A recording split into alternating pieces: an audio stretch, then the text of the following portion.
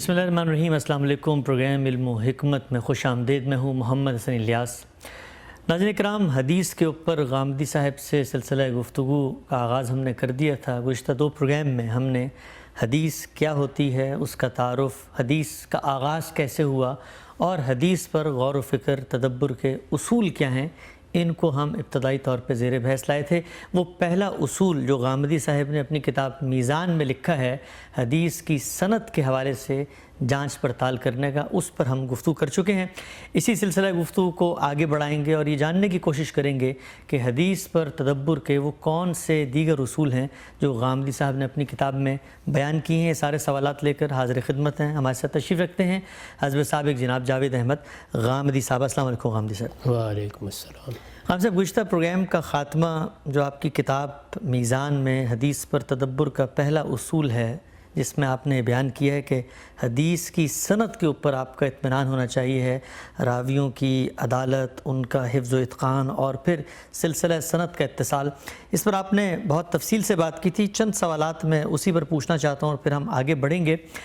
یہ جب کہا جاتا ہے کہ ایک آدمی عادل ہے، ایک آدمی کا کریکٹر اچھا ہے، تو اس کے بعد اس کی گنجائش کیوں باقی رہتی ہے کہ پھر اس کے حفظ و اتقان کی بحث بھی کی جائے؟ یعنی کیا ایک آدمی اگر سچا ہے تو اس نے بات یقینی طور پہ پہنچا دی ہوگی؟ ہمارے جو محدثین ہیں ان کو یہاں پر اس تنقیح کی ضرورت کیوں پیش آئی؟ سب سے پہلی بات تو یہ سمجھ لیجئے کہ اس علم میں یقینی طور پر کوئی چیز نہیں ہے۔ ٹھیک، یہاں ظن غالب ہوتا ہے، یعنی جس کو آپ یقینی طور پر کہتے ہیں اس کا مطلب تو یہ ہے کہ اگر وہ کوئی تاریخی حقیقت ہے تو وہ اجماع اور تواتر سے منتقل ہو۔ ٹھیک، اس سے پہلے ہم سنت پر گفتگو کرتے ہوئے بتا چکے ہیں کہ وہ اس لیے یقینی ہے، اس میں کسی بحث و نزاع کی گنجائش نہیں ہے، کیونکہ وہ مسلمانوں کے اجماع اور تواتر سے منتقل ہوئی ہے۔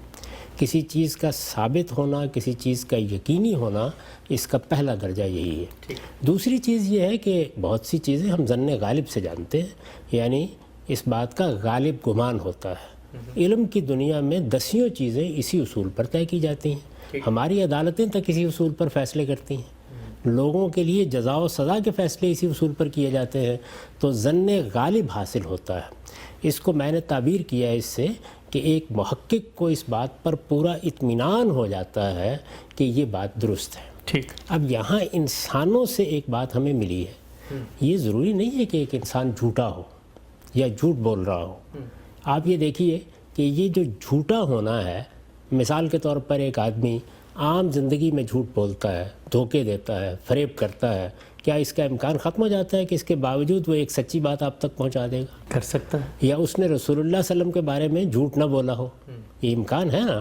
لیکن اصول یہ بنانا پڑا کیونکہ ہم اپنا اطمینان کرنا چاہتے ہیں کہ رسالت مآب صلی اللہ علیہ وسلم کی نسبت سے ہم کوئی غلط بات نہ کر دیں۔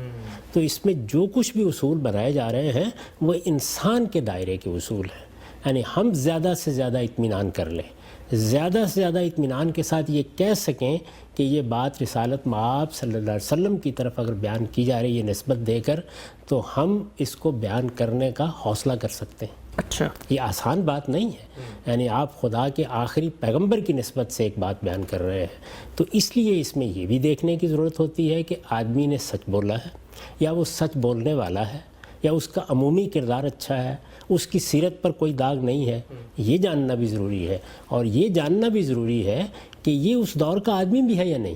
ایسا بارہا ہوتا ہے کہ ایک شخص اپنے اعتماد پر ایک بات کر دیتا ہے۔ یہ جو شروع میں لوگوں نے روایت کرنا شروع کی، تو کیا وہ محدثین کے اصولوں کو سامنے رکھ کے روایت کر رہے تھے؟ مجھے اطمینان ہے، میں نے جن صاحب سے بات سنی تھی وہ میرے نزدیک قابل اعتماد تھے، میں نے ان کا نام بھی نہیں لیا اور یہ بیان کر دیا کہ یہ بات اس طرح سے ہے۔ ایسا بارہا ہماری زندگی پہ ہوتا ہے۔ آپ امام شافعی کی بعض روایتیں دیکھیے، اس میں آپ کو اسی طرح کے بیانات ملیں گے۔ امام مالک جیسے بڑے بزرگ اور اس فن کے ائمہ میں سے ایک بڑے امام بعض اوقات یہ بیان کر دیتے ہیں کہ میں یہ روایت ان لوگوں سے کر رہا ہوں جن پر مجھے اعتماد ہے۔ تو جب کوئی فن اس طرح ترتیب پا رہا ہوتا ہے تو بعد میں ہم اس کے جو اصول و قواعد بناتے ہیں وہ ظاہر ہے کہ ہمارے اطمینان کی چیز ہوتے ہیں۔ ٹھیک ٹھیک، اہل زبان گفتگو کرتے ہیں، الفاظ کو استعمال کرتے ہیں، جملوں میں ایک تعریف پیدا کر دیتے ہیں، ایک نظم پیدا کر دیتے ہیں، آپ بعد میں بیٹھ کر صرف نحو کے اصول ان میں سے اخذ کر رہے ہوتے ہیں، لغت بناتے ہیں۔ اسی طرح کا معاملہ جو ہے وہ لغت کی کتاب لکھنے کا ہے۔ تو یہ بعد میں جب یہ چیزیں متعین کی جاتی ہیں تو ان میں ہم بڑی حد تک ایک جامعیت پیدا کر دیتے ہیں، لیکن جس وقت یہ ہو رہی ہوتی ہیں اس وقت ایسے نہیں ہوتا، اس وقت یہ فطری طریقے سے چل رہی ہوتی ہیں، یعنی جیسے ہم عام طور پر بات بیان کرتے ہیں اسی طرح صحابہ نے بات بیان کر دی، ان سے سننے والوں نے اسی طرح سے بیان کر دیں۔ یہ تنقید بعد میں ہونا شروع ہوئی، تو اس میں دیکھیے تینوں چیزیں جو انہوں نے کی ہیں وہ کتنی فطری اور عقلی ہیں کہ یہ تو دیکھیں گے نا ہم، آپ بہت سچے ہوں گے لیکن آپ نے وہ زمانہ بھی پایا یا نہیں پایا، آپ اس دور میں تھے بھی یا نہیں۔ ایک شخص کہتا ہے میں نے سیدنا موسیٰ علیہ السلام سے یہ بات سنی ہے اور آج کے زمانے میں کہہ رہا ہے، تو یہ کیسے قبول کر لی جائے گی؟ اسی طرح سے حفظ و اتقان اس لیے دیکھا جاتا ہے کہ ایسا بارہا تجربہ ہوتا ہے ہمیں کہ ہم اپنی طرف سے کوئی غلط بات نہیں کر رہے ہوتے، لیکن حافظہ فریب دے جاتا ہے، یادداشت فریب دی جاتی ہے، چیزیں بعض اوقات الجھ جاتی ہیں۔ بارہا لوگوں کو اس کا تجربہ ہوا ہوگا کہ بڑھاپے میں آ کر انہیں 10 سال پہلے کی سنی ہوئی بات کل کی سنی ہوئی محسوس ہوتی ہے، اور کل کی سنی ہوئی بات بعض اوقات 10 سال پہلے کی سنی ہوئی محسوس ہوتی ہے۔ تو انسان کے محسوسات پر وقت کے ساتھ کیا اثرات ہوتے ہیں، عمر کے ساتھ کیا اثرات ہوتے ہیں، ان کا اگر آپ دقت نظر سے مطالعہ کریں تو یہ تیسرا اصول بھی بہت ضروری ہے کہ حفظ اتقان کو بھی دیکھنا چاہیے، لیکن دیکھنے والا کس کس زاویے سے دیکھے گا؟ ظاہر ہے اپنے تجربات بیان کرے گا۔ اچھا کسی نے اگر دیکھا ہے تو اس کی شہادت کو قبول کرے گا۔ ایک لمبا دور ہے جس کے اندر آپ نے لوگوں کے بارے میں یہ آراء قائم کرنی ہے۔ لوگوں نے آراء قائم کرنے کا سلسلہ کب شروع کیا وہ بھی آپ کو کوئی 1 صدی کے بعد نظر آئے گا۔ یہ سب کچھ جو کچھ بھی ہے اسی فطری طریقے سے ہوا ہے، اسی طرح ہوا کرتا ہے۔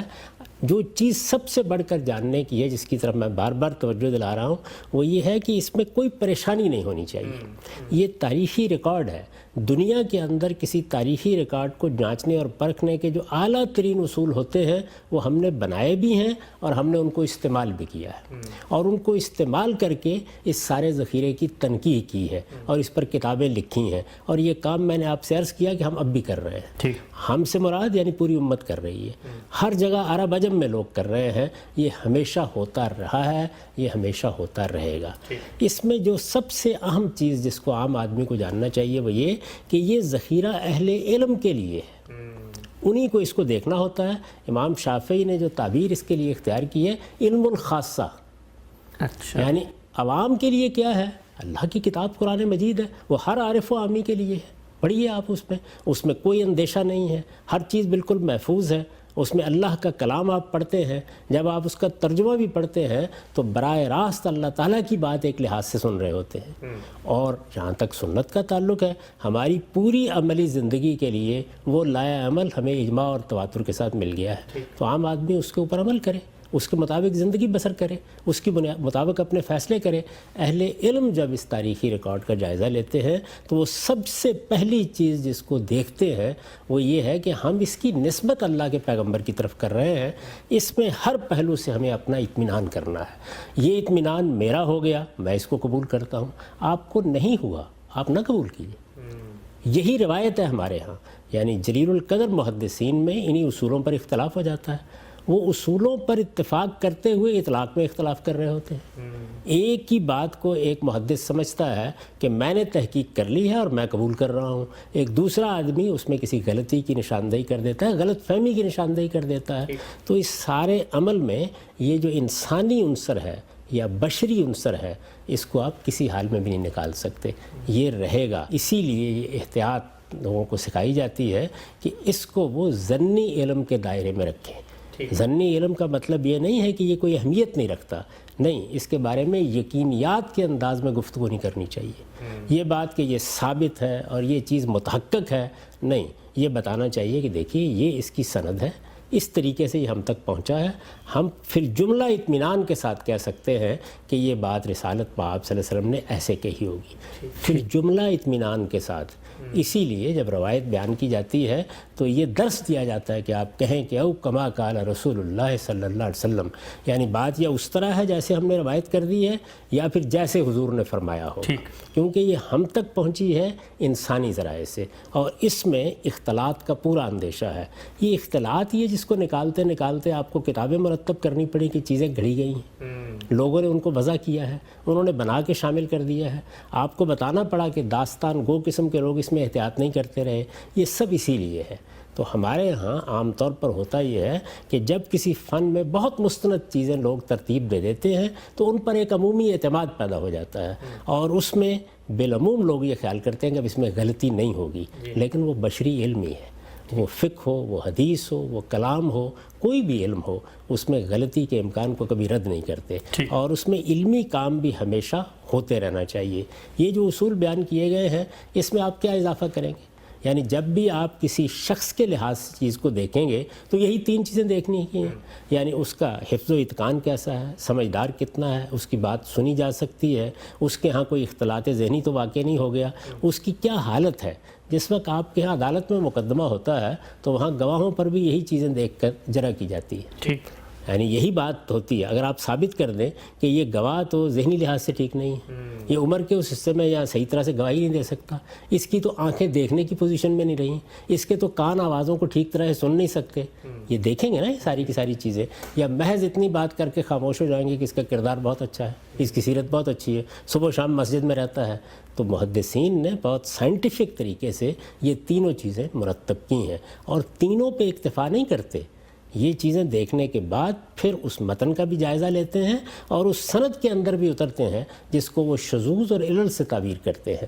اس میں پھر اطلاق میں بہت سے اختلافات ہو جاتے ہیں، ہوتے رہے ہیں، اتنی بڑی بڑی مجلدات ان اختلافات پر لکھی ہوئی ہیں کہ پڑھتے جائیے اور داد دیتے جائیے۔ ٹھیک، اچھا ہم صاحب یہ جو ایک پہلو ابھی زیر بحث آیا کہ وہ اس شخص کے بارے میں جب اس کی پروفائلنگ کرتے تھے، اس کے بارے میں انویسٹیگیٹ کرتے تھے، چلیں یہ بات تو سمجھ میں آتی ہے کہ وہ اس پر حکم لگائیں کہ مثلا اس کی ملاقات نہیں ہوئی یا اس کو کوئی مرض لاحق ہے، بھول جاتا ہے، ذہنی اختلال ہے، لیکن کسی شخص کے اوپر یہ لیبل لگا دینا کہ مثلا وہ جھوٹا ہے یا وہ باتیں گڑھ لیتا ہے، یہ تو ایک نوعیت کا اخلاقی جس کو آپ کہتے ہیں الزام اور ذمہ داری، اور ہم ایک طرف یہ کہتے ہیں کہ ہمارا مذہب کسی شخص کے بارے میں، اس کی نیت، محرکات کے بارے میں کوئی رائے دیتے ہوئے ہمیں بہت روکتا ہے کہ ہم یہ کام نہ کریں۔ تو محدثین نے جب یہ کام کیا تو اس میں یہ جو دین کا دوسرا اصول تھا وہ کیا نظر انداز نہیں ہوتا؟ یہ اس وقت بھی ان کے سامنے پیش کیا گیا، کیونکہ عام طور پر جن لوگوں کو ہم صوفیہ کہتے ہیں یا ایسے لوگ کہتے ہیں کہ جو بہت عابد زاہد مسجدوں میں بیٹھے ہوئے ہیں، نصیحت کر رہے ہیں، لوگوں کو ترغیب دیتے ہیں، وہ اس طرح کی بہت سی باتیں سناتے تھے۔ جب محدثین نے یہ کام شروع کیا تو انہوں نے کہا کہ یہ تو غیبت کر رہے ہیں لوگوں کی، تو اس کا ہمارے محدثین نے جواب دیا۔ انہوں نے کہا کہ دیکھیے، آپ یہ ذمہ داری لے رہے ہیں کہ آپ رسول اللہ صلی اللہ علیہ وسلم کی نسبت سے ایک بات بیان کریں گے، جیسے ہی آپ یہ ذمہ داری لیں گے اب آپ کو کوئی حق نہیں کہ آپ یہ کہیں کہ آپ کے کردار کا جائزہ نہ لیا جائے۔ اچھا، جب ایک شخص گواہی دینے کے لیے کھڑا ہو جاتا ہے تو اس کو جرح کے لیے تیار ہونا چاہیے۔ انہوں نے کہا کہ اگر آپ اس سے بچنا چاہتے ہیں تو اپنی زبان بند کر لیجیے، آپ یہ روایت بیان نہ کیجیے، لیکن آپ رسول اللہ صلی اللہ علیہ وسلم کی نسبت سے بات بیان کریں گے تو ہم آپ کے حفظ و اتقان کو بھی دیکھیں گے، آپ کے زمانے کا بھی جائزہ لیں گے، آپ کی ملاقات پر بھی تبصرہ کریں گے، آپ کی سیرت اور آپ کے کردار کو بھی دیکھیں گے۔ ٹھیک، یعنی یہاں آپ صورتحال یہ نہیں ہے کہ ہم اپنے کسی مقصد کے لیے آپ کی برائی بیان کر رہے ہیں یا آپ کی تحقیر پیش نظر ہے یا آپ کو کوئی نقصان پہنچانا پیش نظر ہے، آپ نے ایک بڑی ذمہ داری لے لی ہے۔ جب یہ بڑی ذمہ داری لے لی ہے تو اب آپ کو اپنے آپ کو پیش کرنا پڑے گا۔ یہ اسی اصول پر ہے کہ جس وقت ایک شخص لوگوں کی لیڈرشپ کے لیے اپنے آپ کو پیش کر دیتا ہے تو پھر اس کے کردار کا جائزہ لینے کا آپ کو حق حاصل ہوتا ہے۔ پبلک فگر ہے وہ، یہ ظاہر ہے کہ اب ایک ذمہ داری کا منصب ہے جس پر وہ کھڑا ہو گیا ہے۔ اس میں اب وہ یہ نہیں کہہ سکتا کہ آپ میری ذاتی زندگی کو نہ دیکھیں یا آپ میرے احوال کو نہ دیکھیں یا آپ میری سیرت کو نہ دیکھیں یا آپ میرے کردار کو نہ دیکھیں، وہ اپنے گھر میں بیٹھ جائے جا کے ایک عام آدمی کی زندگی بسر کرے، کوئی بھی نہیں دیکھے گا۔ تو یہ جتنے اس طرح کے پہلو ہوتے ہیں وہ حالات کے لحاظ سے، منصب کے لحاظ سے، ذمہ داری کے لحاظ سے دیکھے جاتے ہیں۔ اگر ایک آدمی کو آپ جج مقرر کر رہے ہیں تو آپ اندازہ کریں گے نا اس بات کا کہ اس کا پچھلا کردار کیا رہا ہے، اس کی سیرت کیا رہی ہے۔ آپ کسی کو کسی ذمہ دارانہ عہدے پر تعینات کر رہے ہیں تو دیکھیں گے نا یہ ساری کی ساری چیزیں۔ تو اسی طریقے سے محدثین نے بھی دیکھا اس بات کو، اور وہ پھر عام طور پر آپ جب رجال کی کتابیں پڑھتے ہیں تو معلوم ہوتا ہے کہ بعض موقعوں پر از راہ تفنن طبع یہ کہہ دیتے تھے کہ ہم اس وقت رجال پر بات کرنے لگے ہیں تو آئیے ذرا تھوڑی غیبت کر لیں، اس لیے کہ ان پر یہ الزام لگایا گیا، لیکن انہوں نے اس کا بہت ہی شافی جواب دیا، اور خود قرآن مجید نے اسی کی تاکید کی ہے۔ اچھا، اگر آپ دیکھیں تو قرآن مجید یہ کہتا ہے کہ جس وقت تمہارے پاس کوئی شخص کوئی خبر لے کے آتا ہے تو کسی فاسق آدمی کی خبر کو ایسے ہی بیان نہ کر دو، فتبینوا، اس کی تحقیق کرو۔ تو تحقیق کن چیزوں کی کریں گے؟ آدمی کی کریں گے، اس بات کی کریں گے جو وہ بیان کر رہا ہے۔ اب اس میں لفظ فاسق آیا ہے، ایک آدمی مجہول ہے، یعنی ہم نہیں جانتے کہ وہ مومن ہے، وہ مسلم ہے، وہ نیکوکار ہے، وہ بدکار ہے، وہ جھوٹا ہے، نہیں جانتے اس کے بارے میں، تو اس کا مطلب مجہول الحال ہے، یعنی اس کے حالات ہمیں معلوم نہیں ہے، تو آپ بھی ظاہر تحقیق کریں گے اس بات کی۔ اور اگر یہ معلوم ہو گیا کہ اس کے اندر یہ خرابی ہے تو دیکھیے قرآن مجید نے خود لفظ فاسق استعمال کر دیا۔ یہ جو فاسق کا لفظ ہے کس پہلو سے استعمال کریں گے؟ اسی پہلو سے کہ اس کی سیرت، اس کا کردار، اس کا پہلے کا طرز عمل اس بات کی شہادت دیتا ہے۔ تو جب آپ کوئی ذمہ داری کا منصب اختیار کر لیتے ہیں تو پھر آپ کو یہ عذر نہیں ملتا، پھر آپ کو اپنے آپ کو پیش کرنا ہوتا ہے۔ چنانچہ جن لوگوں نے یہ ذمہ داری لی کہ وہ رسول اللہ صلی اللہ علیہ وسلم کی نسبت سے حدثنا اخبرنا کہہ کے کوئی بات بیان کریں گے، ان کو پھر اپنے آپ کو اس امتحان کے لیے پیش کرنا پڑا، اور ہمارے ہاں لوگوں نے ان کو ہر پہلو سے کھنگال کر ان کے حالات ترتیب دے کے آپ کے سامنے رکھ دی۔ ٹھیک۔ اچھا عام صاحب، یہ جو ہمارے یہاں حدیث کی بڑی کتابیں ہیں، صحیح مسلم، بخاری ہے، ابن ماجہ، ابی داؤد وغیرہ، تو یہ جو پہلا اصول ہے سند کی تحقیق کا، جس میں عدالت، حفظ و اتقان اور پھر سلسلہ سند کا اتصال، یہ جو کرائیٹیریا ہے، اس کرائیٹیریا کے لحاظ سے ان کتابوں کے اندر جتنی روایتیں آئی ہیں وہ اس پہلے معیار، پہلے فلٹر سے گزر جاتی ہیں، یہاں بھی بحث ہوتی ہے؟ نہیں، یہ اس محدث کے نزدیک گزر گئی ہیں۔ اچھا، یعنی یہ ہمیشہ ملحوظ رکھیے کہ یہ چونکہ ایک انسانی کام ہے تو ایک شخص اپنی تحقیق کے مطابق یہ کہتا ہے کہ میں نے ہر لحاظ سے معاملات کو دیکھ لیا ہے، ایک دوسرا محقق اسی کے فراہم کردہ مواد کا جائزہ لیتا ہے، یا کسی دوسرے ذریعے سے اس کو کچھ اطلاعات مل جاتی ہیں تو وہ اس کے اوپر تنقید کر دیتا ہے، یا کسی موقع پر آپ کو توجہ دلاتا ہے کہ یہاں آپ نے تفاحص سے کام نہیں لیا، یہاں اچھی طرح تدبر نہیں ہوا، یہاں اصول کا صحیح اطلاق نہیں کیا گیا۔ اس کو جب آپ ایک انسانی کام مان لیں گے تو اس کے بعد آپ کا رویہ بالکل مختلف ہوگا۔ اب تنقید ہوگی، اب تحقیق ہوگی، اب تنقید ہوگی، اب آپ اس کو روک نہیں سکتے۔ پھر عرض کر دوں کہ اس تحقیق اور تنقید کے نتیجے میں پریشانی کی کیا بات ہے؟ دین تو محفوظ ہے، پورا کا پورا محفوظ ہے، ہر طرح کے نزاع سے بالاتر ہے۔ یہ علم ہے جو ہمارے پاس آ گیا ہے، یہ سارا موجود نہ ہو تو دین میں کوئی کمی نہیں ہو جائے گی۔ یہ موجود ہے تو ایک بہت بڑی دولت ہے کہ اس کے ذریعے سے ہم اپنے پیغمبر کے حالات کو جانتے ہیں، ان کی سیرت کو جانتے ہیں، ان کے سوانے کو جانتے ہیں، ان کے اسوہ حسنہ کو معلوم کرتے ہیں۔ یہ دیکھیے کہ جس ہستی کو ہم خدا کا آخری پیغمبر مانتے ہیں، اس کے بارے میں یہ سارا مواد جو ہمیں ملا ہے، یہ کتنی بڑی نعمت بن جاتا ہے۔ اب اس نعمت کے معاملے میں اگر آپ یہ رویہ اختیار کر لیں کہ جو رتب و یابس ہوگا ہم اس کو اٹھا لائیں گے، وہ جس کو حاتب اللیل کہتے ہیں کہ رات میں آپ گئے، آپ نے لکڑیاں چننی تھیں، یہ دیکھا ہی نہیں کہ آپ سانپ باندھ کے لا رہے ہیں یا لکڑیاں باندھ کے لا رہے ہیں، تو آدمی کو ہوش کے ساتھ اس کا جائزہ لینا ہے۔ عام لوگوں کے ہاں یہ ہوتا ہے کہ ایک روایت کے بارے میں وہ جانتے ہیں کہ فلاں عالم نے بیان کی، فلاں نے بیان کی، فلاں کتاب میں پڑھ لی، بس ان کے نزدیک وہ ثابت شدہ حقیقت ہوتی ہے۔ لیکن علم کی دنیا میں ایسا نہیں ہوتا، اس پر جر و نقد جاری رہتی ہے، تحقیق جاری رہتی ہے۔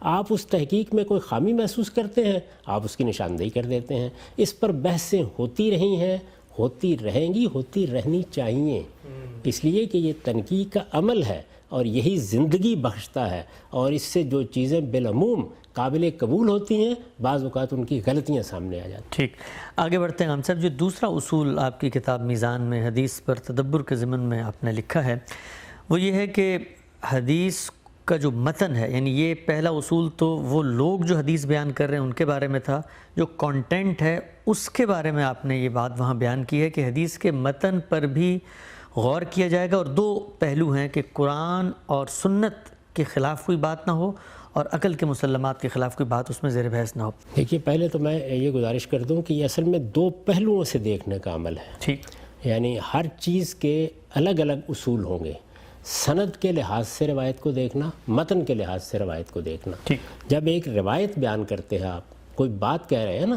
میں نے رسالت مآب صلی اللہ علیہ وسلم سے یہ سنا، میں نے رسالت مآب صلی اللہ علیہ وسلم کو یہ کرتے ہوئے دیکھا، تو جب یہ بات آپ بیان کر رہے ہیں تو اس میں جو چیز آپ بیان کریں گے، یعنی جو آپ نے سنا، جو آپ نے دیکھا، وہ ٹیکسٹ ہے، وہ متن ہے۔ ٹھیک. اور جب آپ بیان کر رہے ہیں تو آپ ایک سند کو وجود میں لا رہے ہیں.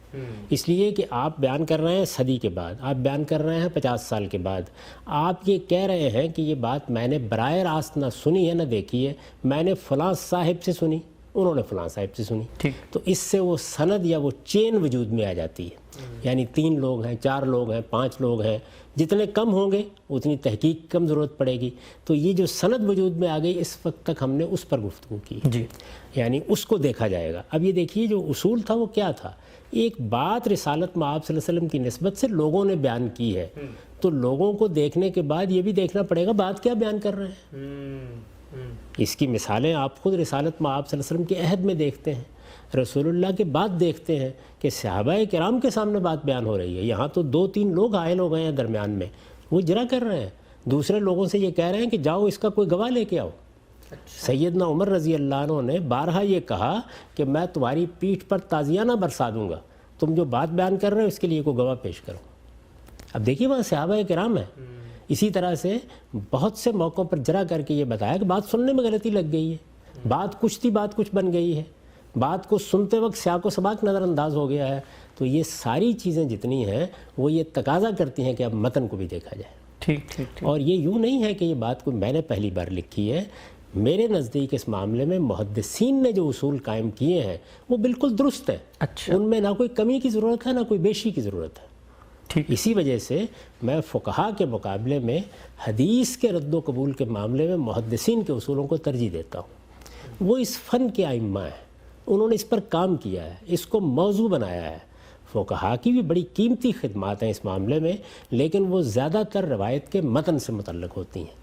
لیکن ہمارے یہ جو محدثین ہیں انہوں نے سند پر بھی بہت قیمتی کام کیا ہے. یعنی رسالت مآب صلی اللہ علیہ وسلم کی نسبت سے جو لوگ بات بیان کر رہے ہیں ان کی چھان پھٹک، ان کے کردار کی تحقیق، ان کی سیرت کی تحقیق، ان کے زمانے کی تحقیق، ان کے شاگردوں کے حالات، انہوں نے سنا کن لوگوں سے، انہوں نے سنایا کن لوگوں کو، کس صورت میں سنایا. زبانی گفتگو کی، کوئی چیز لکھ کے دے دی، کسی کی اجازت حاصل تھی، ان میں سے ایک ایک چیز پر انہوں نے باقاعدہ اصول بنا کے تحقیق کی. تو یہ سند کا معاملہ کوئی ایک اصول نہیں ہے بلکہ یہ ایک دنیا ہے پوری کی پوری. تو اس سے آپ روایت کو گزارتے ہیں، اس کے بعد آپ کے پاس متن یا ٹیکسٹ آ جاتا ہے. جب متن سامنے آتا ہے تو اس سے پہلے ہم عرض کر چکے کہ ہمارے پاس کیا چیز موجود ہے رسالت مآب صلی اللہ علیہ وسلم کی طرف سے دی ہوئی. یعنی یہ تو لوگوں کا بیان ہے، راویوں کا بیان ہے. پیغمبر نے براہ راست کیا دیا ہے وہ قرآن اور سنت ہے. تو ان کے خلاف کوئی بات کیسے قبول کی جا سکتی. تو اس لیے پھر متن کی تحقیق میں پہلا اصول یہ قائم کیا گیا، اور یہ محدثین نے قائم کیا ہے، کہ قرآن و سنت کے خلاف کوئی چیز قبول نہیں کی جائے گی. اچھا. یعنی اگر قرآن مجید ہمارے پاس موجود ہے کوئی چیز اس پر پوری نہیں اترتی. میں نے اشارہ کیا تھا پچھلی دفعہ کہ قرآن مجید نے ہم کو یہ بتا دیا کہ رسالت مآب صلی اللہ علیہ وسلم اخلاق عالیہ کا بہترین نمونہ تھے. خدا کا پیغمبر اخلاقی معاملات میں کسی دوسرے یا تیسرے درجے پر نہیں تھا، وہ عظمت کے آخری مقام پر فائز تھے. تو اب مجھے یہ بتائیے کہ ایک شخص ایک روایت بیان کرتا ہے جو میرے اور آپ کے نزدیک بھی اخلاقی معیار پر پورا نہیں اترتی، تو آپ قبول کر لیں گے اس بات کو؟ نہیں، بالکل. یہ اصول بھی ہمیں قرآن مجید نے بتایا. اچھا. یعنی جب تہمت لگا دی گئی، میں نے پچھلی دفعہ بھی عرض کیا تھا، تو قرآن نے یہ کہا کہ تم نے اس بات کو سنتے ہی یہ کیوں نہ کہہ دیا کہ سبحانہ کا ھذا بہتان و عظیم. ایک شخص کی زندگی آپ کے سامنے ہے، کردار آپ کے سامنے ہے، سیرت آپ کے سامنے ہے، ساری زندگی میں کبھی اس نے جھوٹ نہیں بولا، اور آپ اتنی بیہودہ بات اس کی طرف منسوب کر رہے ہیں. تو اس میں تو سب سے پہلے ان لوگوں سے تقاضا کرنا چاہیے تھا کہ تم دلیل پیش کرو. یہ کیسے باور کر لیا گیا؟ تو یہ کیسے باور کر لیا گیا؟ تو رسول اللہ صلی اللہ علیہ وسلم کی نسبت سے یہ کیسے باور کر لیا جائے کہ آپ نے کوئی بات اپنے ہی دیے ہوئے قرآن کے خلاف کہہ دی، اپنی ہی دی ہوئی سنت کے خلاف کہہ دی. تو اس لیے پہلا اصول یہ قائم کیا گیا، یعنی متن کی تحقیق میں. اب ٹیکسٹ کو ہم دیکھ رہے ہیں، لوگ معیار پر پورے اترے ہیں، پہلے وہی دیکھنا تھا، لوگوں پر اعتراض ختم ہو گیا. لیکن اب ٹیکسٹ کو، متن کو دیکھ کر ہم یہ اندازہ کر رہے ہیں کہ ایسی کوئی بات تو نہیں. میں اس سے پہلے بھی توجہ دلا چکا ہوں. پھر ایک دائرہ ہے، یعنی کیا وہ کوئی نئی بات تو نہیں کر رہی، مستقل بذات، کسی نئے عقیدے کو تو اسلام میں داخل نہیں کر رہی، کسی نئے عمل کو تو داخل نہیں کر رہی. وہ جو کچھ قرآن و سنت میں بیان ہو گیا ہے اس کے فریم میں کھڑے ہو کر بات ہونی چاہیے. یہ دیکھیے یہ بڑا قیمتی اصول ہے. اس کا مطلب یہ ہے کہ رسالت مآب صلی اللہ علیہ وسلم نے جو دین ہمیں دیا ہے وہ دین ہمارے پاس آ گیا ہے. اب یہ باتیں اس دین کی شرح میں ہو سکتی ہیں، وضاحت میں ہو سکتی ہیں، اس پر عمل کی تفصیل ہو سکتی ہیں، یہ اس کے کانٹینٹ میں اضافہ نہیں کر سکتی، کمی نہیں کر سکتی. اس لیے کہ یہ لوگوں کی باتیں ہیں. اگر ہم اس طرح کی کوئی چیز قبول کر لیں گے تو اس کا مطلب ہے ہم یہ مان رہے ہیں کہ رسالت مآب صلی اللہ علیہ وسلم نے ایک نیا عقیدہ 2 آدمیوں کو بتا دیا، باقیوں کو خبر نہ ہوئی. 2 آدمیوں کو دین میں ایک نیا عمل بتا دیا. 2 لوگ آ کے بیان کر دیں کہ رسالت مآب صلی اللہ علیہ وسلم نے تو 6 نمازیں پڑھائی تھیں، کیسے قبول کر لی جائے گی؟ تو قرآن و سنت کو کسوٹی بنا کر دیکھا جائے گا کہ یہ روایت ان میں بیان کردہ اصولوں پر پوری اترتی ہے، یہ ٹھیک ان کے مطابق ہے.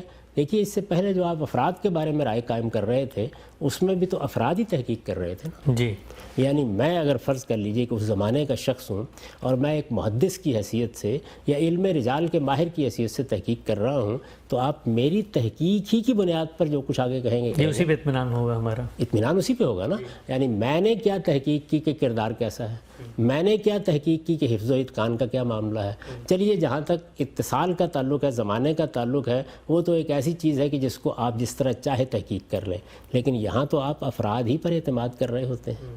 تو یہاں پر بھی یہ صورتحال ہے کہ ایک فرد آپ کو یہ بتاتا ہے، بلکہ وہاں تو جو کچھ اس نے بیان کر دیا ہم اس کے اوپر اندھا ایمان لانے پہ مجبور ہیں. اس کو ویریفائی نہیں کر کیا کریں؟ ویریفائی نہیں کر سکتے. لیکن یہاں تو اگر کوئی چیز قرآن کے خلاف ہے تو قرآن موجود ہے، سنت کے خلاف ہے تو سنت موجود ہے. یعنی میں بتاؤں گا کہ قرآن مجید نے یہ بات اس طرح بیان کی ہے، اس نے یہ فریم دیا ہے، اس نے اس کے لیے 4 کارنرز متعین کر دیے ہیں، وہ اس دائرے میں اس چیز کو رکھ رہا ہے. آپ بھی اس کی تحقیق کر لیں، آپ بھی اس کو جان لیں. اگر میں اس میں غلطی کر رہا ہوں تو آپ بتا دیں گے، کوئی دوسرا غلطی کر رہا ہے تو میں بتا دوں گا. تو قرآن و سنت کے خلاف. دوسرا کیا ہے؟ علم و عقل کے مسلمات کے خلاف. علم و عقل کے، یعنی علم کی بہت سی چیزیں ہوتی ہیں بالکل یقینیات ہیں.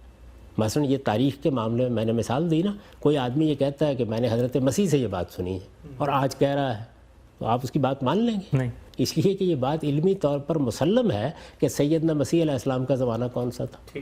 وہ یہ کہتا ہے کہ میں ایک دن مدینے میں کھڑا تھا، میں نے دیکھا 3 سورج طلوع کر رہے ہیں. علمی طور پر طے ہے کہ دنیا میں ایک ہی سورج ہے.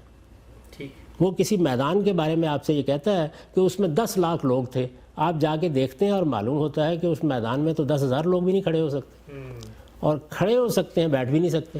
ٹھیک. وہ بیان کر رہا تھا کہ لاکھوں لوگ نے وہاں خیمے لگائے ہوئے ہیں. تو یہ علم کے مسلمات کے خلاف ہے. یعنی تاریخ کے لحاظ سے، مشاہدے کے لحاظ سے، تجربے کے لحاظ سے جو علم ہمارے پاس ہے یہ اس کے خلاف ہے. عقل کے خلاف ہے. عقل کے بھی مسلمات. دیکھیے یوں نہیں ہے کہ مجھے یہ بات سمجھ میں نہیں آ رہی، یہ نہیں کہا جاتا. اس میں جو لفظ استعمال کیے ہیں ہمارے ہاں وہ ہے علم و عقل کے مسلمات. یعنی وہ چیزیں جو میرے نزدیک، آپ کے نزدیک، پوری انسانیت کے نزدیک علمی طور پر مانی ہوئی ہیں، عقلی لحاظ سے مانی ہوئی ہیں. ٹھیک. ان کے خلاف اگر کوئی چیز ہے تو ہم یہ مانیں گے کہ بیان کرنے والوں کو غلطی لگی ہے. یہاں پھر واضح کر دوں کہ یہ رسالت مآب صلی اللہ علیہ وسلم کی کسی بات پر تنقید نہیں ہوتی. اس کا تو کوئی مسلمان تصور ہی نہیں کر سکتا. یہ اس راوی پر تنقید ہو رہی ہوتی ہے، بیان کرنے والے پر تنقید ہو رہی ہوتی ہے. جس وقت ہم کردار پر گفتگو کر رہے تھے تو اس وقت بھی اس راوی کے کردار پر گفتگو کر رہے تھے. رسالت مآب صلی اللہ علیہ وسلم کا کردار زیر بحث نہیں تھا. جی. جب ہم زمانے پر بات کر رہے تھے تو اس کے زمانے کی تحقیق کر رہے تھے. اسی طرح سے جب حفظ اتقان کے بارے میں گفتگو کر رہے تھے کہ اختلاط تو نہیں ہو گیا، عمر کا اثر تو نہیں ہو گیا، یادداشت تو ختم نہیں ہو گئی، حافظے میں خرابی تو نہیں ہو گئی، تو اسی پر تحقیق کر رہے تھے. اس وقت بھی جب ہم گفتگو کر رہے ہیں تو ایک شخص کی بیان کردہ بات پر گفتگو کر رہے ہیں. یعنی رسالت مآب صلی اللہ علیہ وسلم کی طرف اس کی نسبت کی تحقیق کے لیے یہ ضروری ہے کہ ہم یہ سارے سوالات اٹھائیں. چنانچہ ہمارے محدثین نے اس کو بیان کیا ہے. اچھا. یعنی پہلے دن سے جب یہ علم پیدا ہوا تو جس طرح سے یہ اصول بننا شروع ہو گئے کہ ہم نے سیرت دیکھنی ہے، کردار دیکھنا ہے، اتصال دیکھنا ہے، تاریخ دیکھنی ہے، حفظ و اتقان دیکھنا ہے، اسی طرح یہ اصول بھی بننا شروع ہو گئے کہ ہم نے متن میں کیا چیزیں دیکھنی ہیں. چنانچہ اس فن کی جو سب سے پہلی کتاب ہے الکفایہ، جس کے بارے میں محدثین کہتے ہیں کہ کل نیال علیہ، سارا کا سارا علم اصل میں اسی کتاب پر مبنی ہے. اس کی بعد میں تنقیح ہوتی رہی، بہت سی چیزیں سامنے آ گئیں.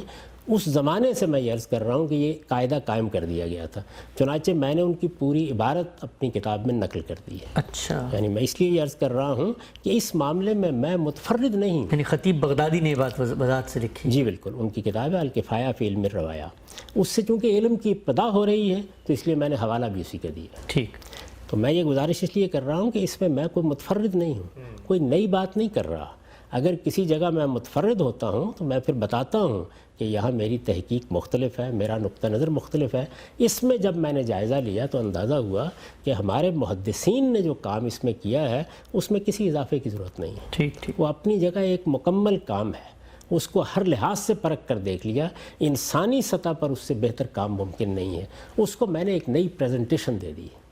اور یہ تو ہر دور میں ہوتا رہتا ہے، یعنی آپ ایک علم کو پیش کرتے ہیں۔ اب دیکھیں نحو کی کتابیں آپ نے پڑھی ہوں گی، ان میں ایک شخص ایک طریقے سے چیزوں کو بیان کرتا ہے، دوسرا دوسرے طریقے سے بیان کرتا ہے، یہاں کوئی نئی بات نہیں ہے۔ تو میں آپ کو بتا دیتا ہوں کہ میں نے اپنی کتاب میں خطیب کا جو اقتباس نقل کیا ہے اس میں وہ کیسے اس بات کو بیان کرتے ہیں۔ وہ یہ بیان کرتے ہیں کہ دیکھیے آپ نے خبر واحد، میں پہلے عرض کر چکا کہ یہ خبر واحد ہوتی ہے۔ خبر واحد کا مطلب کیا ہے؟ ایک دو لوگوں نے رسالت مآب صلی اللہ علیہ وسلم کی نسبت سے یہ بات بیان کی ہے۔ تمام روایات ایسے ہی جتنی بھی ہیں، تو وہ یہ کہتے ہیں کہ ولا یقبل خبر الواحد فی منافات حکم العقل و حکم القرآن الثابت المحکم و سنت المعلومہ والفعل الجاری مجر السنہ و کل۔ اچھا، خبر واحد اس صورت میں قبول نہیں کی جاتی جب عقل اپنا فیصلہ اس کے خلاف سنا دے۔ اچھا، اب یہاں عقل اپنا فیصلہ اس کے خلاف سنا دے، کیا مطلب ہے اس کا؟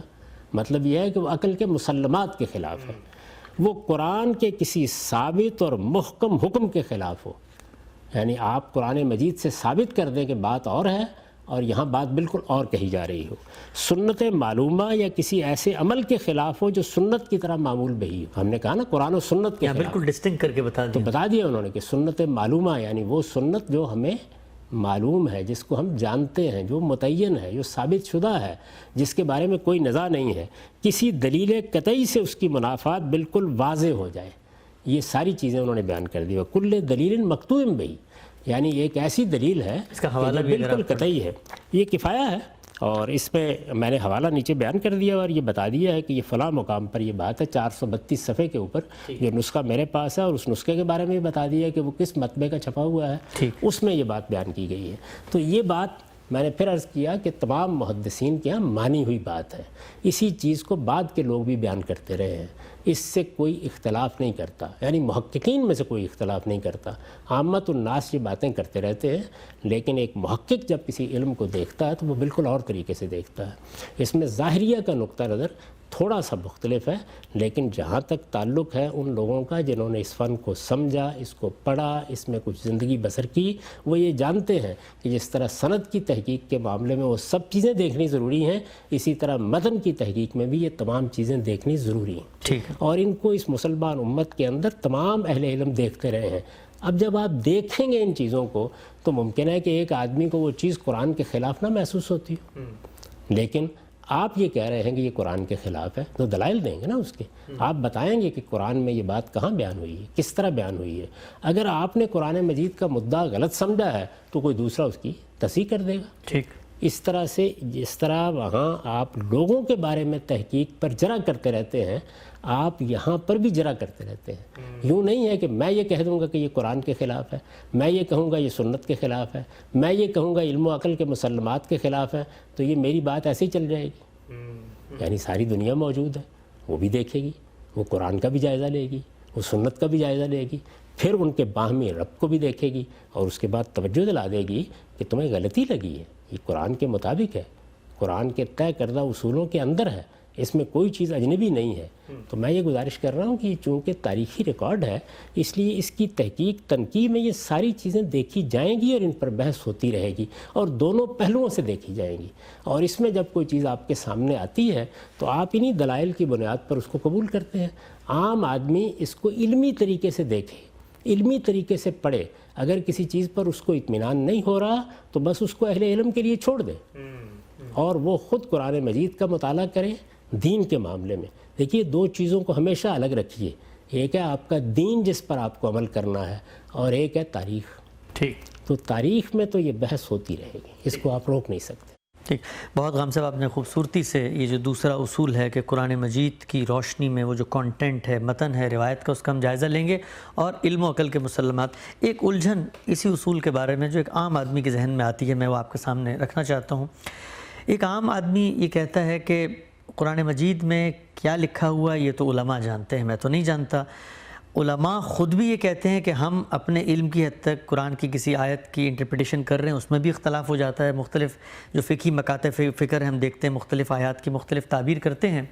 تو اگر حدیث میں کوئی بات بیان ہو گئی ہے اور ایک صاحب علم اٹھ کے کہتے ہیں کہ یہ قرآن مجید کے خلاف ہے، تو ایک عام آدمی سوچتا ہے کہ قرآن مجید کے خلاف ہے، یہ تو بات یہ شخص کہہ رہا ہے اپنے علم کی حد تک، تو یہ بھی تو امکان ہے کہ یہ شخصی غلط بات سمجھاؤ، تو میں کیوں نہ اس اصول کو مان لوں کہ قرآن کی بات ہے کیا، وہ وہی ہوگی جو رسول اللہ صلی اللہ علیہ وسلم کی نسبت سے بیان کی جائے۔ گویا اس میں سے کوئی فرد اٹھ کے اپنے فہم کے مطابق فیصلہ کرے، اس سے بہتر اطمینان کی جگہ یہ ہے کہ ہم رسول اللہ کی نسبت سے اگر صحابہ نے کوئی بات بیان کر دی ہے تو بس اسی پہ اعتماد کر لیں، وہی مدعا ہے، قرآن میں بھی ہوگا جو آج ہمیں سمجھ میں نہیں آ رہا۔ دیکھیے، صحابہ نے بیان کر دی، صحابہ نے تو کچھ لوگوں کے سامنے بیان کی تھی، ان لوگوں نے کچھ دوسرے لوگوں کے سامنے بیان کر دی تھی، ان لوگوں نے کچھ اور لوگوں کے سامنے بیان کر دی تھی۔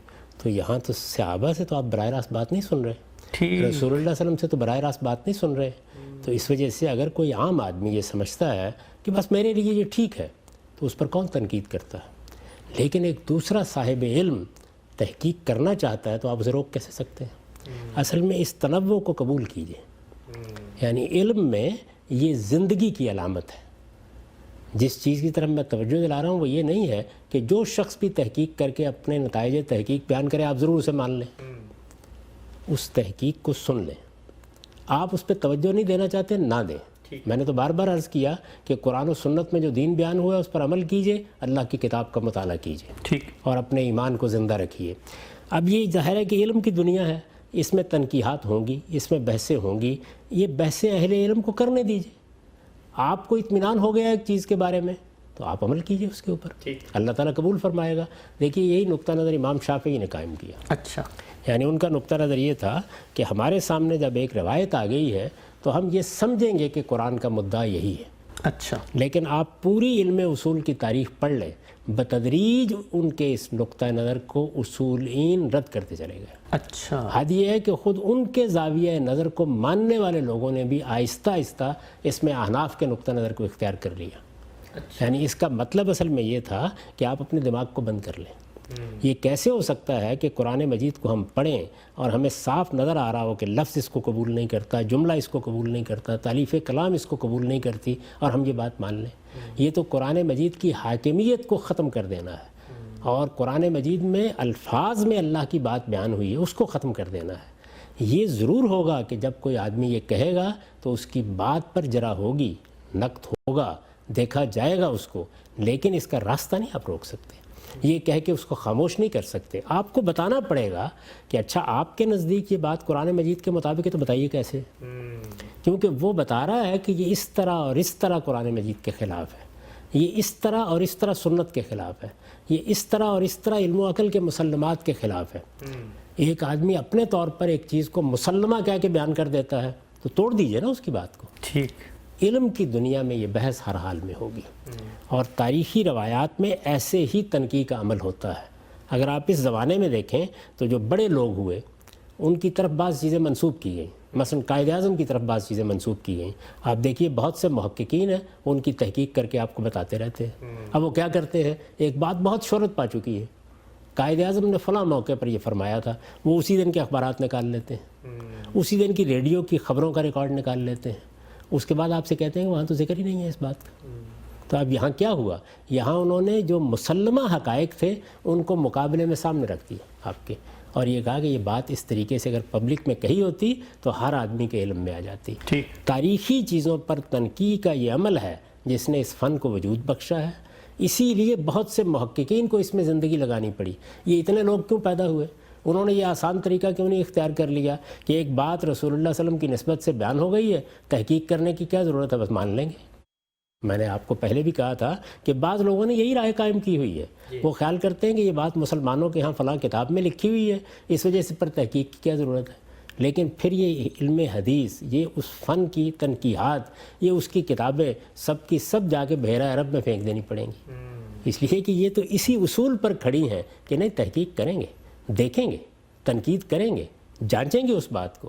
ایک آدمی کے بارے میں رائے دی گئی ہے تو اس کا بھی جائزہ لیں گے، دوسرے لوگوں نے اس سے مختلف رائے دی گئی ہے تو اس کو بھی جانچ کر دیکھیں گے، اور اسی طرح کا معاملہ متن اور ٹیکسٹ کا بھی ہوگا۔ یعنی یہ دیکھیں گے کہ قرآن و سنت کے خلاف تو نہیں ہے، یہ دیکھیں گے کہ علم و عقل کے مسلمات کے خلاف تو نہیں ہے، اور جب ہم کہیں گے یہ خلاف ہے تو استدلال کریں گے نا، اس استدلال کی آپ نفی کر دیں۔ جیسے کسی فرد کے بارے میں تحقیق کر کے اگر یہ کہا جا رہا ہے کہ اس کے کردار یا سیرت میں یہ خامی ہے، تو آپ کیسے اس بات کو چیلنج کریں گے؟ آپ کچھ دوسرے شواہد لائیں گے اور یہ کہیں گے کہ ان شواہد کی بنیاد پر تمہاری یہ بات درست نہیں ہے۔ عدالت میں کیا ہوتا ہے؟ جب آپ راویوں پر جرح کر رہے ہوتے ہیں تو اسی طرح کی جرح وہاں پر بھی ہو رہی ہوتی ہے، وہاں پر گواہوں پر جرح ہو رہی ہوتی ہے۔ سرکمسٹانشل ایویڈنس کیا ہوتا ہے؟ کرائن کی شہادت جس کو کہتے ہیں۔ آپ یہ دیکھ رہے ہوتے ہیں کہ اچھا معاملہ ایسے پیش آیا تھا، راستہ ادھر کا تھا، گولی ادھر سے چلی تھی، واقعہ یوں پیش آیا تھا، دن کا وقت تھا تو اس کو ایسے دیکھا جانا چاہیے، یہ سب باتیں کر رہے ہوتے ہیں۔ یہی وہ تحقیقات ہیں جو واقعات کے بارے میں روز عدالتوں میں ہوتی ہیں، یہی تحقیقات یہاں بھی واقعات کے بارے میں ہو رہی ہیں۔ اس کو لوگ سمجھ نہیں پاتے کہ یہ علم کیا ہے۔ اس کا شعور پیدا کرنا چاہیے کہ یہ علم اپنی ذات میں تنقیح کا تقاضا کرتا ہے۔ اس میں جب یہ کہا جاتا ہے کہ یہ رسالت مآب صلی اللہ علیہ وسلم کی نسبت سے میرے نزدیک بات ثابت ہے یا میں اس کو قبول کرتا ہوں، تو آپ اپنی تحقیق بیان کر رہے ہوتے ہیں، اس سے زیادہ کا آپ دعویٰ نہیں کر سکتے۔ آپ کی اس تحقیق کو ایک دوسرا محقق چیلنج کر دے گا اور وہ یہ بتائے گا کہ اس میں یہ اور یہ خامی ہے۔ اب اس پر بعض لوگ یہ تبصرہ کر دیں گے کہ پھر تو یہ بڑا مشکل کام ہو گیا۔ تو سوال یہ ہے کہ اس مشکل کام کی آپ کو زحمت دی کب گئی؟ یہ تو اہل علم علماء ہی کریں گے، یہ اہل علم ہی کر رہے ہوتے ہیں، اور ان کو یہ کرنا ہوتا ہے، تاریخی روایات پر بھی کرنا ہوتا ہے۔ آپ قائد اعظم کی نسبت سے، علامہ اقبال کی نسبت سے، سر سید احمد خان کی نسبت سے، آپ مغلوں کی تاریخ کے بارے میں کارل مارکس کی نسبت سے کوئی بات بیان کر دیں گے، اس کی تحقیق نہیں کریں گے۔ تو یہاں تو اللہ کا آخری پیغمبر ہے، تو کیوں نہیں کی جائے گی تحقیق؟ تو اس کے لیے یہ قاعدے مقرر کیے گئے ہیں، اور یہ قاعدے اس فن کے جلیل القدر علماء نے مقرر کیے ہیں۔ ان کو میں نے جانچا ہے، پرکھا ہے، دیکھا ہے، اور میں آپ سے عرض کرتا ہوں کہ مجھے اس میں ایک تنکے کے برابر اضافے کی ضرورت محسوس نہیں ہوئی۔ یہ بالکل متحقق اصول ہیں، میں نے صرف ان کی پریزنٹیشن آج کے دور کے لحاظ سے کر دی۔ ٹھیک۔ اچھا عام صاحب، یہ جو بھی آپ نے بات فرمائی، اور ہمیں اس کے شواہد بھی ملتے ہیں کہ کہا جاتا ہے امام بخاری کے پاس ہزاروں نہیں بلکہ لاکھوں کی تعداد میں روایتیں پہنچیں، انہوں نے اس کی تحقیق کی اور انہی اصولوں کا اطلاق کیا اور چند ہزار کا ایک نسخہ جو ہے وہ مرتب کر دیا۔ یہ جو اصول ہے کہ علم و عقل کے مسلمات، اس پر میں آپ سے اسپیسیفک ایک سوال پوچھنا چاہتا ہوں کہ جب ہم کسی کانٹینٹ کا، حدیث کا جو متن ہے اس کا جائزہ لیں گے، اس کو اس فلٹر سے گزاریں گے، تو اب بہت ساری ایسی چیزیں ہیں جو بظاہر علم اور عقل پہ تو پوری نہیں اترتی، لیکن اللہ تعالیٰ کے قانون قدرت، اللہ تعالیٰ کی حکمت بالغہ، اللہ تعالیٰ کے قوت اور اختیار میں وہ ممکنات میں سے ہیں۔ مثلا میں ایک مثال سے اپنی بات واضح کرتا ہوں۔ کہا جاتا ہے کہ رسالت مآب صلی اللہ علیہ وسلم مسجد نبوی میں بیٹھتے تھے اور وہاں پر ایک لکڑی کا جو ہے وہ ایک ٹکڑا تھا، اس سے وہ ٹیک لگاتے تھے، تو ایک دن وہ نہیں بیٹھے تو وہ چیخ پڑا اور وہ رویا، اور یہ ہماری کتابوں میں اس طرح کی روایتیں آتی ہیں۔ اب بظاہر تو یہ علم و عقل کے مطابق نہیں لگتی کہ ایک جامد چیز کیسے رو سکتی ہے، لیکن ایک کتابوں میں تو لکھا ہوا ہے، لوگوں نے بیان کیا اس کو۔ تو پھر یہ کہ علم و عقل کے اصل میں ایک درخت کا ٹکڑا تھا، ایک درخت کا تنا بعض اوقات آپ اوپر سے کاٹ دیتے ہیں، اس سے ٹیک لگا کے ممبر کی حیثیت سے گویا بات کی جاتی تھی۔ ٹھیک، اسی کو کہا ہے نا مولانا روم نے، منکر فلسفی کو منکر حنانہ است از حواس انبیاء بیگانہ است۔ یعنی اب ظاہر ہے کہ رسالت مآب صلی اللہ علیہ وسلم نے ایک دوسرا ممبر بنا لیا، تو بیان کیا جاتا ہے کہ جس وقت آپ اس ممبر پر کھڑے ہوئے تو اس سے رونے کی آواز آئی، اور یہ جمعہ کا دن تھا اور اس کو لوگوں نے سنا، یہ بیان کیا جاتا ہے۔ اس پر کبھی یہ جرح نہیں کی گئی کہ ایسا ممکن نہیں ہے، اچھا، کوئی جرح نہیں کرتا اس پر۔ اس کی وجہ یہ ہے کہ اللہ کے پیغمبر کے حوالے سے بہت سے معجزات کا صدور ہو سکتا ہے۔ اللہ تعالیٰ اپنے پیغمبروں کے لیے اپنی نشانیاں پیدا کرتا ہے۔ قرآن مجید ہی کو دیکھیے، اس نے یہ بتا دیا کہ یہ معجزات پیغمبروں کو دیے جاتے ہیں۔ ہمیں معلوم ہے کہ سیدنا موسیٰ علیہ السلام کا عصا سانپ بن گیا. ہم یہ جانتے ہیں کہ وہ اپنی بغل میں ہاتھ ڈالتے تھے اور وہ سفید براق نکلتا تھا. ہمیں یہ معلوم ہے کہ سیدنا مسیح علیہ السلام کے بہت سے معجزات بیان ہوئے ہیں. تو اس اعتبار سے اس پر کسی نے تنقید نہیں کی. اچھا، اس میں تنقید یہ کی جاتی ہے کہ جب جمعہ کا دن تھا، سینکڑوں لوگ اس بات کو دیکھ رہے تھے، سن رہے تھے، تو یہ کیوں ہوا کہ ایک آدمی نے اس کو بیان کیا؟ یہ دیکھیے، یہ بالکل وہی طریقہ ہے تنقید کا. اب آپ قبول کرنا چاہیں قبول کر لیں، لیکن یہاں تنقید اس اصول پر کی نہیں جا رہی. یہ کون کہہ رہا ہے کہ یہ علم و عقل کے مسلمات کے خلاف ہے؟ علم و عقل کے مسلمات کے بالکل مطابق ہے. اس میں کوئی چیز اس کے خلاف نہیں ہے. یعنی اگر خدا کا ایک پیغمبر ہے تو اس کے لیے اس طرح کی نشانیوں کا ظہور پذیر ہونا، خدا کی مائیت کا ظہور ہونا، کتنے واقعات ہیں جن کو مانا جاتا ہے. یہ بیان کیا گیا کہ رسالت مآب صلی اللہ علیہ وسلم نے اپنی انگلیاں ڈال دیں اور اس سے پانی کا چشمہ بہ نکلا. یہ بیان کیا جاتا ہے کسی موقع پر ایک پیالہ آپ نے مشروب کا دے دیا یا دودھ کا دے دیا اور اس سے 70 آدمیوں کے منہ پھر گئے. یہ ساری باتیں جتنی ہیں ان پر اس لحاظ سے کوئی تنقید نہیں کرتا. یہ تو ہمارے ہاں ایک خاص نقطہ نظر لوگوں نے بعض موقعوں پر یہ استدلال کیا کہ یہ قانون فطرت کے خلاف ہے. تمام معجزات قانون فطرت کے خلاف ہوتے ہیں. ان کو قرآن نے بیان کیا ہے، وہ اللہ کی قدرت کا ظہور ہوتا ہے. تو دیکھیے یہاں پر بھی قرآن مجید نے وہ اصول بیان کر دیا جس کی روشنی میں ہم اس کو سمجھ رہے ہیں. تو بات پر یہ تو تنقید ہی نہیں ہے.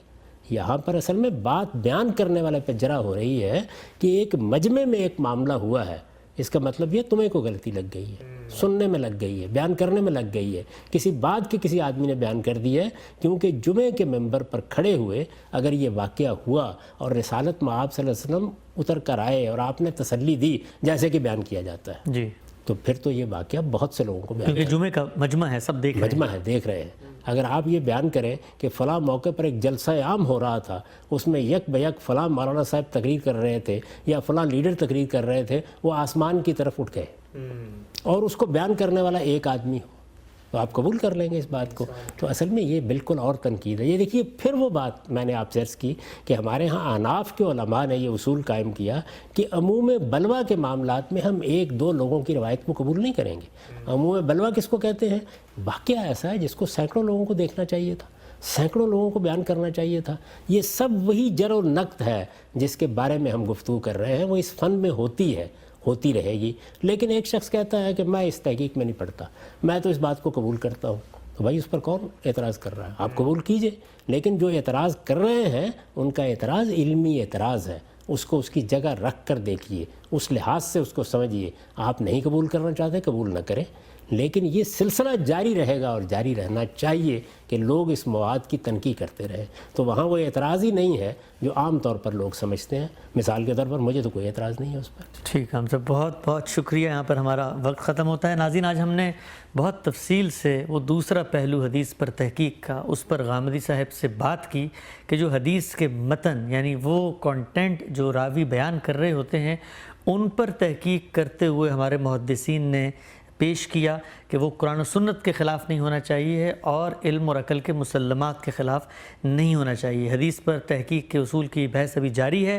یہاں ہمارا وقت ختم ہوتا ہے. کوئی فیڈ بیک دینا چاہیں تو ہمیں ای میل کریں. انشاءاللہ آئندہ پروگرام میں ہم ان اصولوں کو مزید گہرائی میں سمجھنے کی کوشش کریں گے. میزبان محمد حسن الیاس کو یاد دیجیے. اللہ حافظ.